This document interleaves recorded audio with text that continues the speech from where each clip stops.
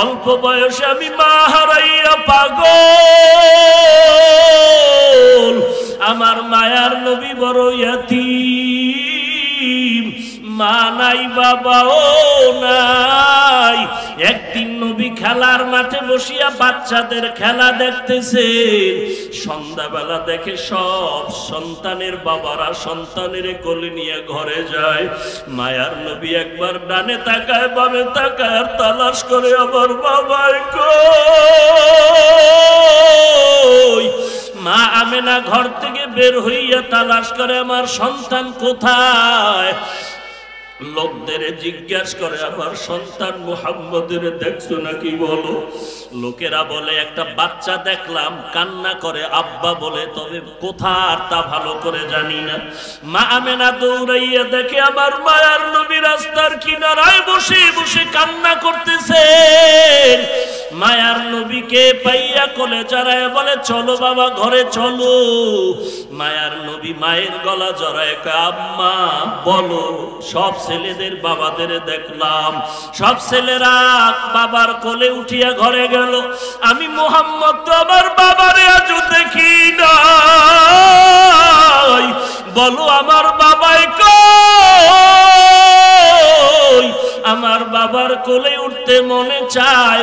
মা আমেনা বলেন আমি সন্তানের কান্না দেখে সহ্য করতে পারি না। আমেনা চোখের পানি ছেড়ে বলে রে বাবা তোর বাবাই দুনিয়াতে নাই, তুই দুনিয়াতে আসার আগে বিদায় হয়ে গেছে। মায়ার নবী বলেন বলো মা বাবার কবর কই। বাবার কবরের সামনে গিয়ে একটু সালাম জানাবো। ওরে মাদকতির মুসলমান, এই জায়গায় এমন আল্লাহর বান্দা আছে অনেকের মা নাই বাবা নাই, ইয়েতিমের মতো এখানে বসে আছো। ওই মা বাবায় কবর থেকে দোয়ার অপেক্ষা করতেছে। রাত যতই গভীর হইতো মা বাবায় টেলিফোন করে খবর নিত, বাবা কখন খানা খেয়েছো, বাবা গোসলটা করেছো কিনা, ঘুমাইছো কিনা। দেরি না করিয়া ঘুমায়া যাও। ওরে যার মা নাই যার বাবা নাই, ওই বান্দার চেহারাটা মলিন, মনটা বড় বেজার। মোনাজাতের পরে সবাই বাড়ি যাবে, মা অপেক্ষা করবে দরজা খোলার জন্য। আর একদল বান্দা দরজায় গিয়ে দেখবে ভেতর থেকে লাগানো আছে। যদি মা থাকতো দরজা আটকাইয়া ঘুমাইতে পারতো না। এরে সন্তানেরা আজকে ওই মা বাবার চেহারাটাও কি মনে পড়ে না? ওই মা বাবার জন্য কি মায়া হবে না? ওই মা বাবার যারা সাদা কাপড়ের প্যাকেট বানায় কবরে রেখেছো, ওই মা বাবার জন্য কি দোয়া করতে পারবা না? এরে আল্লাহর বান্দা যার মা নাই তার দোয়ার দরওয়াজা বন্ধ, যার বাবা নাই তার দোয়ার দরওয়াজা বন্ধ। আমার নবী একদিন মসজিদের দিকে নামাজের জন্য রওনা হয়ে গেলেন। হঠাৎ করে দেখেন কিছু বাচ্চারা রাস্তার পাশে খেলাধুলা করে। কেমন একজন মায়ার নবী পাইছো চিনলি না রে আশিক? আমার মায়ার নবী রাস্তা দিয়া নামাজ পড়তে যখন যায় দেখে বাচ্চারা রাস্তার পাশে খেলাধুলা করে।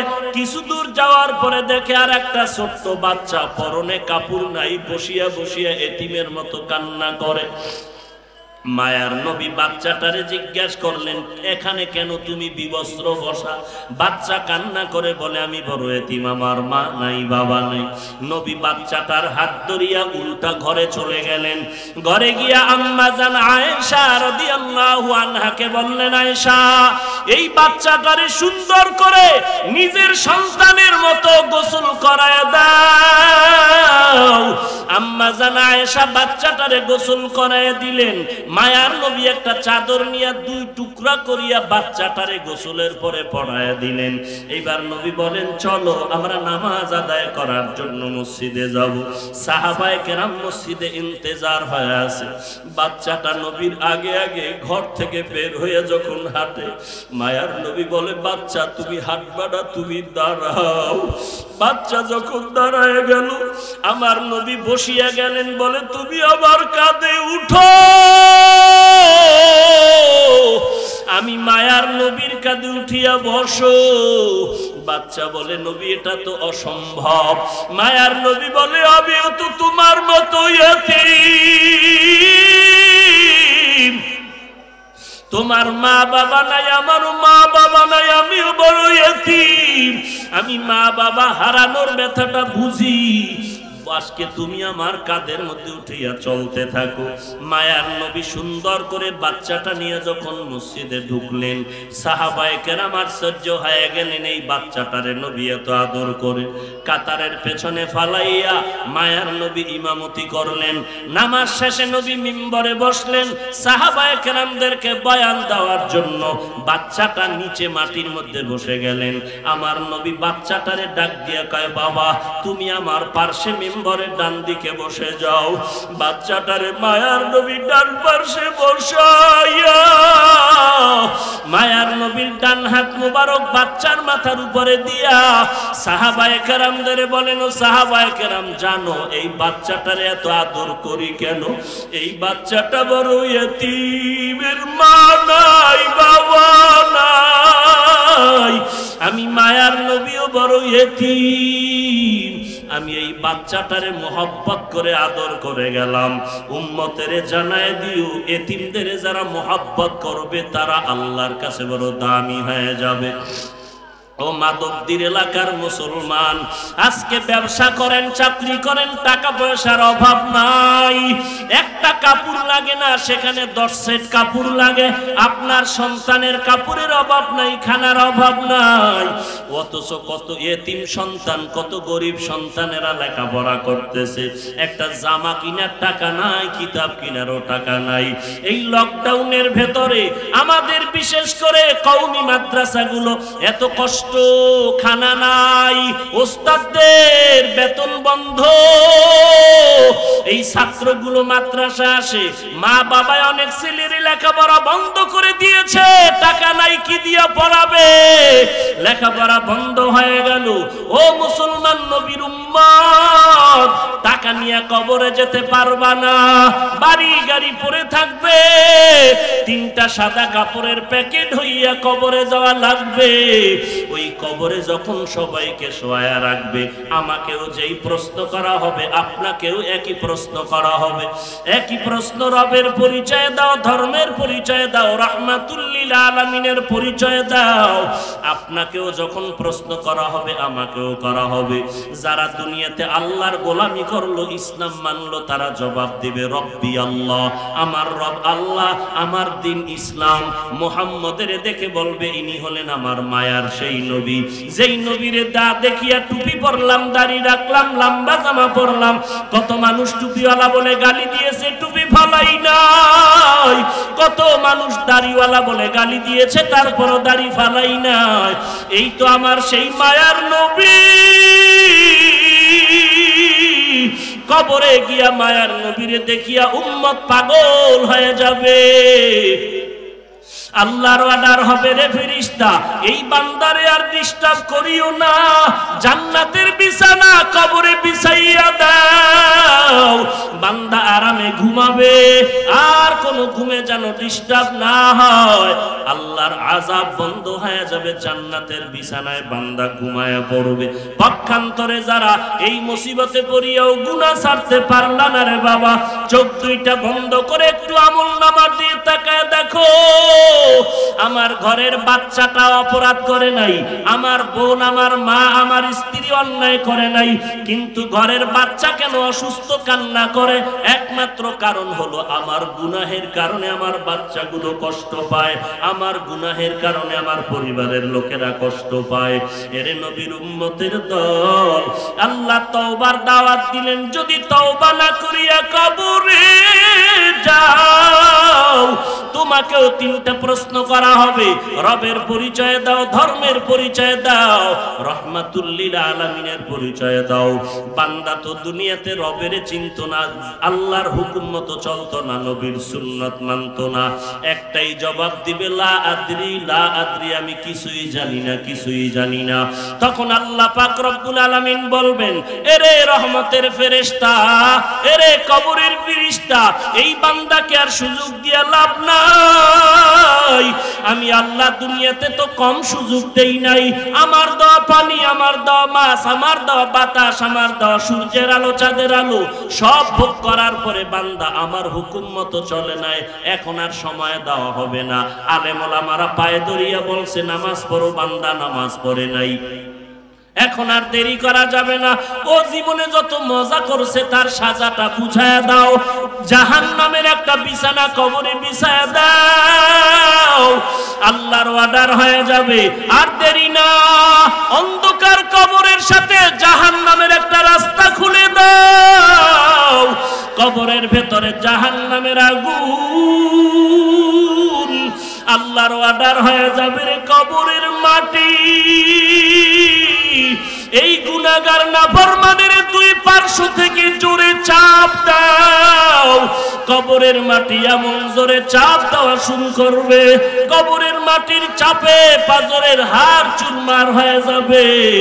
একটা নয়, দুইটা নয়, 70 থেকে 99টা সাপ কবরে চলে আসবে। ওরে আল্লাহর বান্দা, একটা সেকেন্ডের জন্য কবরের আযাব সহ্য করতে পারবি না রে মুমিন। পায়ে হাত রেখে বলি, তওবা করো রে যুবক। মা বাবারে আর কাঁদায়ও না, কষ্ট দিও না, নামাজ বাদ দিও না, আলেম ওলামাদের বিরোধিতা করিও না, দেশের বিরুদ্ধে, জাতির বিরুদ্ধে ষড়যন্ত্র করিও না। আল্লাহর কাছে তওবা করো, আল্লাহ আর জীবনে নামাজ ছাড়বো না, বেপরদায় চলবো না। ও যুবক, তোমার আমার মতো যুবক ব্যবসা করে, চাকরি করে, শ্রমিকের কাজ করে, র্যাব, আর্মি, পুলিশ, বিডিআরের চাকরি করে, ও আল্লাহর বান্দা স্কুল কলেজে পড়ে, এক ওয়াক্ত নামাজও বাদ দেয় না, এমন যুবকের অভাব নাই। আল্লাহর কাছে তওবা করো। গলায় ছুরি আসবে, মরে যাব, আর নামাজ ছাড়বো না, বেপরদায় চলবো না। আল্লাহ আমাদের খাঁটি তওবা করার তৌফিক দান করেন। আল্লাহ আমাদের তওবার উপরে মজবুত হয়ে চলার তৌফিক দান করেন, আমিন। আলহামদুলিল্লাহি রাব্বিল আলামিন, ওয়াসসালাতু ওয়াসসালামু আলা সাইয়্যিদিল আমবিয়াই ওয়াল মুরসালিন ওয়া আলা আলিহি ওয়া আসহাবিহি আজমাইন। ইয়া আরহামার রাহিমিন, ইয়া আরহামার রাহিমিন, ইয়া আরহামার রাহিমিন। রব্বিরহামহুমা কামা রব্বায়ানি সগীরা। আল্লাহুম্মা ইন্না নাউযু বিকা মিনাল বারাসি ওয়াল জুনুনি ওয়াল জুযামি ওয়া মিন সাইয়্যিল আসকাম। রব্বানা আতিনা ফিদ দুনিয়া হাসানাতাও ওয়া ফিল আখিরাতি হাসানাহ ওয়া কিনা আযাবান নার। রব্বানা ওয়া আতিনা মা ওয়া'আদতানা আলা রুসুলিকা ওয়া লা তুখজিনা ইয়াওমাল কিয়ামাহ ইন্নাকা লা তুখলিফুল মি'আদ। রব্বানা লা তুযিগ কুলুবানা বা'দা ইয হাদাইতানা ওয়া হাব লানা মিন লাদুনকা রাহমাতান ইন্নাকা আনতাল ওয়াহ্হাব। ও দয়ার মালিক, এই মাদকটির জমিনে কুদরতের নজর দিয়া তাকায় দেখেন, কত উলামায়ে কেরামরা হাজির, সাদা দাড়িওয়ালারা, মুরব্বীরা হাত তুলেছেন, আমার কলিজার টুকরা যুবক ভাইরা হাত তুলেছেন, মাদ্রাসার ছাত্র ভাইয়েরা হাত তুলেছেন, পর্দার আড়ালের কত মা বোনেরা হাত তুলেছেন। আয় আল্লাহ, আমরা এখানে আসছি টাকার জন্য না, আমরা শয়তানের ধোঁকায় পড়ে গুনাহ করে ফেলেছি। আজকে গুনার কারণে আমার জীবনটা নাপাক হয়ে গেল, গুনাহের কারণে আমার হাত নাপাক, আমার চোখ নাপাক, আমার জবানটা নাপাক, আমার অন্তর নাপাক হয়ে গেল। আপনার দরওয়াজায় ফিরে আসছি রে আল্লাহ। আমার গুনার খবর আমার মা বাবা ভাই বোনেরা কেউ জানে না। আয় আল্লাহ, আপনি জানার পরেও রাগ করিয়া পানি বন্ধ করেন নাই, বাতাস বন্ধ করেন নাই, সূর্যের আলো বন্ধ করেন নাই। আজকে মাধবদীর জমিনে হাত তুলেছি, খালি ফিরাইয়া দিয়েন না রে আল্লাহ। মেহেরবানি করে সকলের জীবনের সব গুনাহগুলো মাফ করে দেন। আয় আল্লাহ, আজকের এই আয়োজন কবুল করে নেন। উলামায়ে কেরাম, ছাত্র ভাই, দিন নাই রাত নাই কত কষ্ট করে আয়োজন করেছেন, মেহেরবানি করে তাদেরকেও কবুল করে নেন আল্লাহ।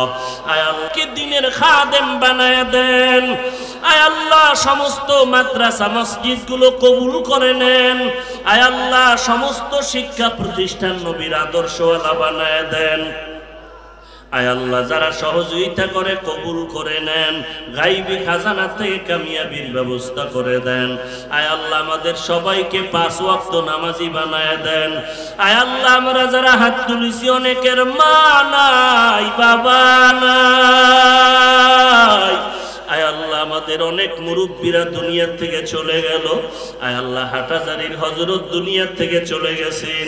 আয় আল্লাহ, আমাদের অনেক মুরব্বীরা দুনিয়া থেকে চলে গেলেন। ওই হবিগঞ্জি মুহাদ্দিস সাহেব রহমাতুল্লাহ আলাইহি চলে গেলেন, জুবায়ের আনসারী রহমাতুল্লাহ আলাইহি চলে গেলেন, কিশোরগঞ্জের শাহসাহ হুজুর চলে গেলেন, ওই জিরি মাদ্রাসার হযরত চলে গেলেন। আমরা এক এক করে যত মুরব্বীদেরকে হারাইলাম, আয় আল্লাহ, তাদের কবর জান্নাতের বাগান বানায় দেন। আমাদের মুরব্বী যারা বেঁচে আছেন তাদেরকে দীর্ঘ নেক হায়াত দান করেন। এক হইয়া ইখলাসের সাথে দ্বীনের কাজের আঞ্জাম দেওয়ার তৌফিক দান করেন। আয় আল্লাহ, আহলে হককে আপনি